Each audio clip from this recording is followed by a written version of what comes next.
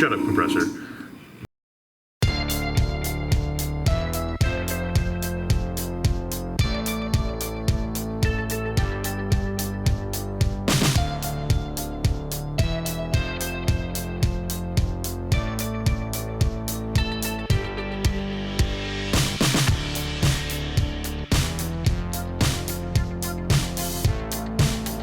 Hey everyone, Matt here with Duke's Models, and welcome to the end of the line. So after 5.5 months and 20 some odd video installments of expletives, bad puns, slaughtering bugs, sweltering heat, and a little bit of modeling, we're finally to the end of the Trumpeter 1/32 scale A-6E Intruder build. It's been quite a journey getting here, and I'm going to go ahead and throw up a couple of final pics so that y'all can see it in its full finished glory, and then we're going to talk sort of about the process and what I've learned, what I think of the kit, pros and cons, and all that sort of stuff. So here are some photos.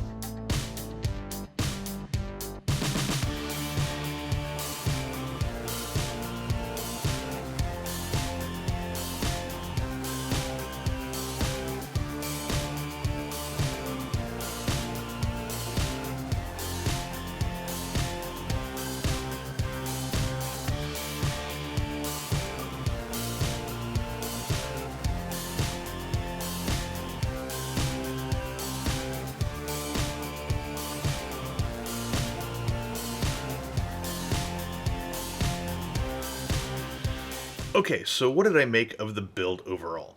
Well, if I'm being honest, it was definitely a slog. I was originally drawn to the Intruder because, well, it's one of my favorite aircraft, but also it's just such a great weathering platform in general, especially at the Desert Storm vintage. But getting there, oh man, that was an involved build for sure.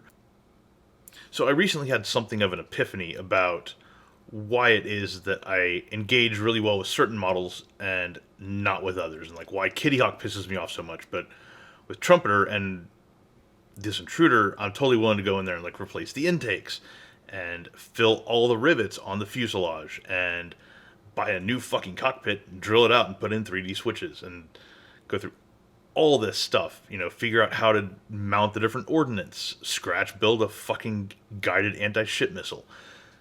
Like, why am I willing to do that on this, but Kitty Hawk's various foibles and fuck-ups just get under my skin, or that fucking HK B-17.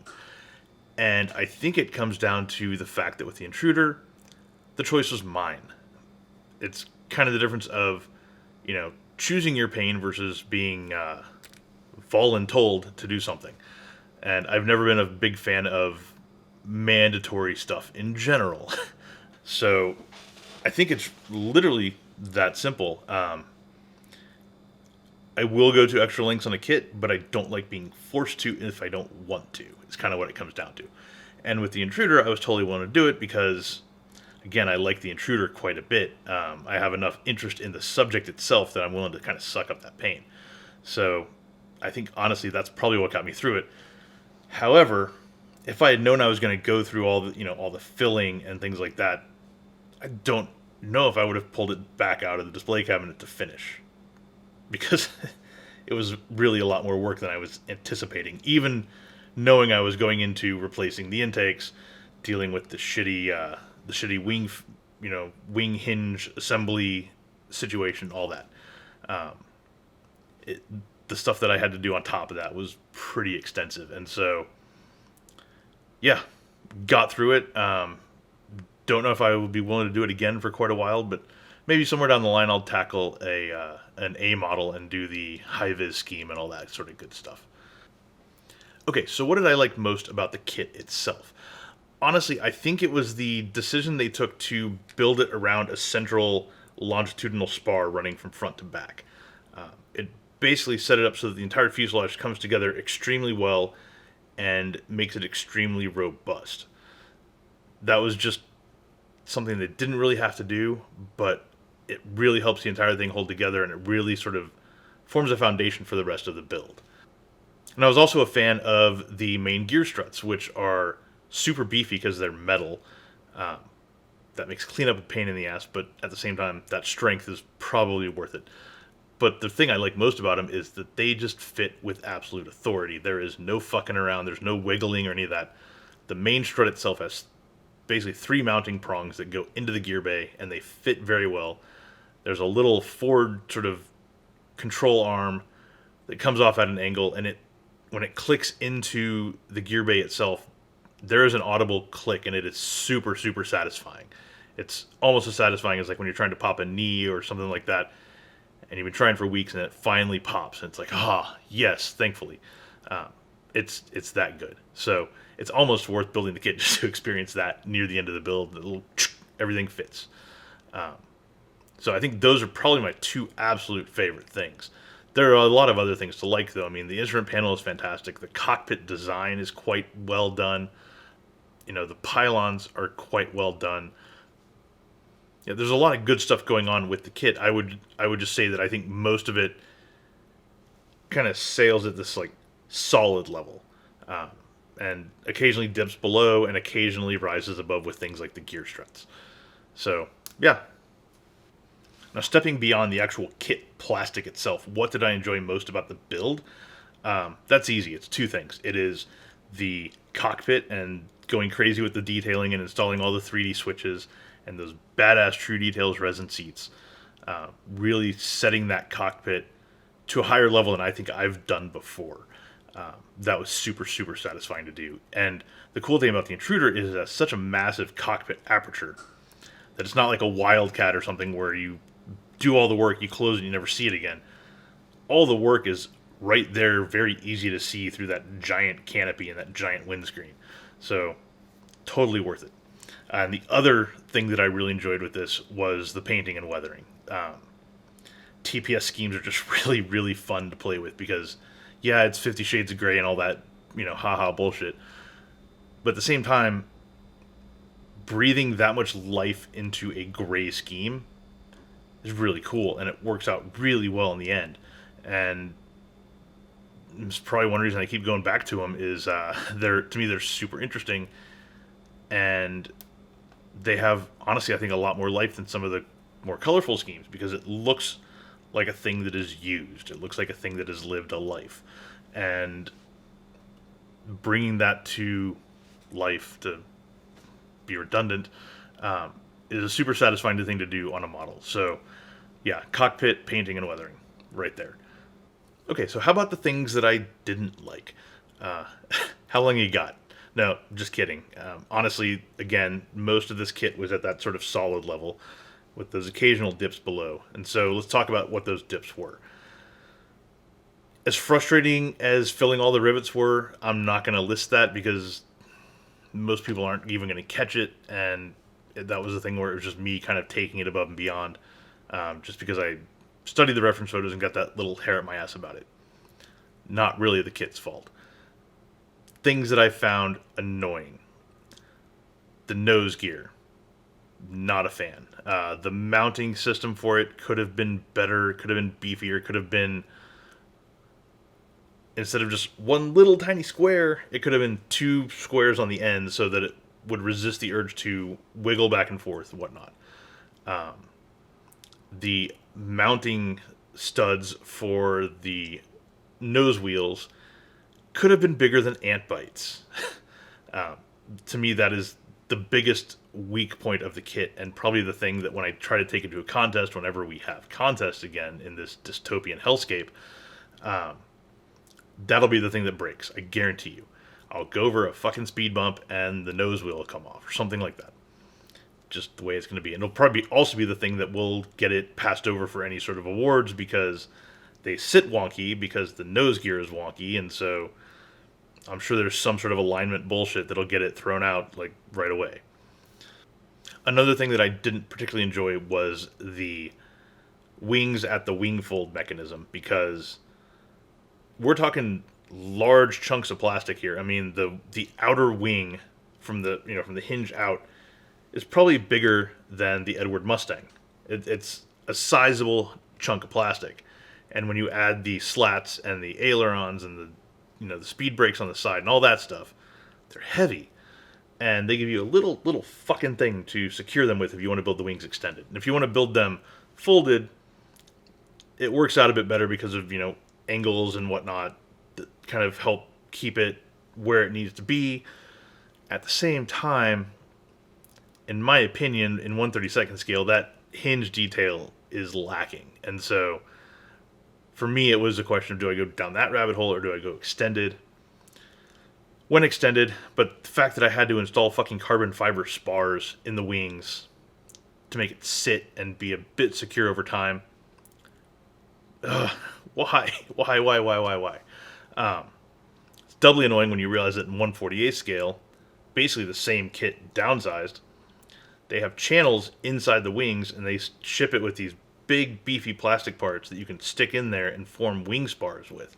So all of this whole installing fucking rods into the wings to make them fit, you don't have to do in 48th. And I don't know why that. My guess is they designed the 1/38 first and just shrank everything down. And then they realized, hey, here's something we can add, and they didn't go back and add it to the 32nd scale. That's my guess. But that was another point of annoyance. Let's see. The last thing I will touch on is the choice, and this is a thing that pisses me off with pretty much every manufacturer out there, is the default choice to crack this fucking thing open like an egg. I mean, hey, let's open the speed brakes on the side of the fuselage. Hey, let's have the engine shit as separate panels designed to be built open. Hey, let's have the radome designed to be built tilted up so that you can see the radar inside. Who fucking cares? Most photos of intruders that you see are pretty much closed up. And if you see one with like the engine doors cracked open, you're not seeing the engine, you're seeing the door that's, normally like this is like this. Like it's not affording you a better view of anything unless you turn it over, and this thing is so big that nobody's going to be turning it over anyway. The whole radome thing, I'm not a fan of. I think it breaks the lines of the aircraft. I would rather see the aircraft sort of buttoned up as it is meant to be, basically literally sitting there on the flight line, waiting for the pilot to come climb it. Or after it's just gotten back and landed and the pilot has just climbed out. Granted, on a carrier, I know that the wings would probably be folded because it's kind of one of the things they do before they shut the aircraft down and all that. Again, I have my reasons for extending the wings. So, yeah, that sort of crack openness is aggravating, and that was honestly the thing outside of the nose gear and outside of the wings. That was the thing that I had to fight the most on this kit. I had to install the radome halves to the fuselage halves first, and I had to put in evergreen strips to help support them because there is literally no provision for joining them together. The engine panels fitting to the fuselage, not so great. And that's another thing where it's like, it would have been nice to have some other option or some better provisions for mounting those things closed. Maybe even providing a second piece that's just the entire run instead of having like 4 fucking panels to put in there. Just a thought. But at the end of the day, for all my frustrations, I'm still glad I built this thing. I'm still glad I slogged through it. I think it was probably more fun than not fun along the way for sure. And now I've got a giant-ass intruder sitting in my display cabinet, and that's pretty awesome. So thank you very much for following along with this build series. If you've been through the whole thing, holy shit, my hat's off to you. I honestly don't know if I could do that. So glad you enjoyed it. Hope you picked up maybe some tips or some things not to do. And by all means, stick around because I'm going to be throwing up more videos in the future. As far as what comes next, I honestly don't know. I mean, I've got the Edward P-51 sitting here ready to be sanded and polished and all that shit and made ready for bare metal. But after that, I literally have like 10 to 15 aircraft bouncing around in my head. Like, build me, build me, build me, build me. And I haven't figured out what it's going to be yet. But as soon as I've got it figured out, I will start sharing it out and we will go from there. And in the meantime, if you're interested in seeing sort of behind the scenes stuff or more of my rambling or even exclusive builds that I'm not really sharing far and wide at the moment, definitely feel free to sign up and support me on Patreon at patreon.com/DukesModels. Not trying to drag everyone over there or any of that kind of shit, but if you want to show a bit of love to the channel and maybe kick in a little bit to help fund some craziness that might be coming in the future, awesome. I really appreciate it. So that is that. Thank you for sitting through this whole damn Intruder build, or even if you just sat through this final episode to see the pictures, thank you for that as well. Stay safe and see you soon. Later. So this is one of my favorite parts of pretty much any build. It's when you're finally done and you get to bag up all the crap and all the parts you're never ever going to use again and do this. Bye.